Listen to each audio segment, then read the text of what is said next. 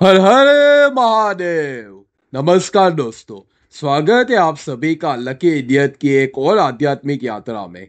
हर एक महापुराण अपने अंदर कुछ अनमोल ज्ञान समाये हुए हैं, लेकिन आज हम एक ऐसे ग्रंथ के बारे में बात करेंगे जो अपनी विशेषताओं और अलग होने के कारण सदियों से चर्चा का विषय बना रहा है। उसका नाम है भविष्य पुराण। आखिर क्या बात है इस ग्रंथ में जो औरों से इसे अलग बनाती है? भविष्य पुराण एक ऐसा ग्रंथ है जो आध्यात्मिक, सामाजिक और वैज्ञानिक यानी कि साइंटिफिक ज्ञान का एक अनोखा मिश्रण है। आइए इसी रहस्य को हम इस वीडियो की सीरीज में समझने का प्रयास करते हैं। इस वीडियो को अंत तक देखिए, क्योंकि आने वाली जानकारी आपको चकित कर देगी। दोस्तों, सबसे पहले हम ये समझे कि महर्षि वेद व्यास जी ने 18 महापुराणों की रचना की थी। हर पुराण धर्म, इतिहास, अध्यात्म और जीवन के तत्वों को समझाता है। विष्णु पुराण हमें भगवान विष्णु की भक्ति का ज्ञान देता है। शिव पुराण भगवान शिव की लीलाओं का वर्णन करता है। मार्कंडेय पुराण में देवी महात्म्य सम्मिलित है। लेकिन भविष्य पुराण, इससे आप एक दर्पण कह सकते हैं, जो हमें आने वाले समय की झलक दिखलाता है। तो दोस्तों, भविष्य पुराण 4 भागों में विभाजित है।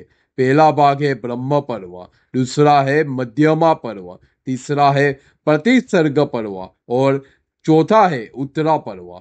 इनमें से प्रतिसर्ग पर्व सबसे अद्भुत माना जाता है, क्योंकि ये हमें भविष्य के युगों का वर्णन देता है, उन सामाजिक परिवर्तन का जो होने वाला है और इनके बीच व्यक्ति को कैसे धर्म पर टिके रहना चाहिए।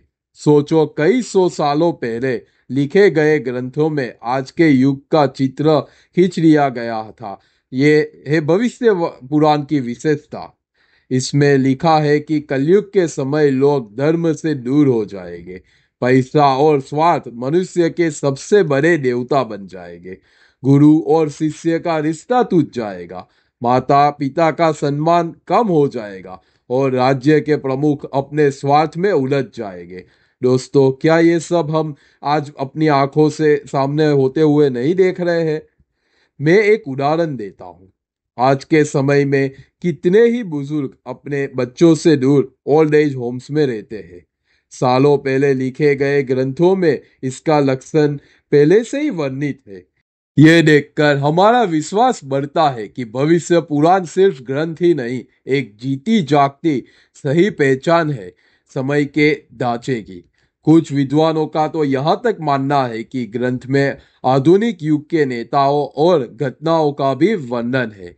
लेकिन दोस्तों, भविष्य पुराण केवल अंधकार नहीं दिखाता, यह एक राह, एक प्रकाश भी देता है।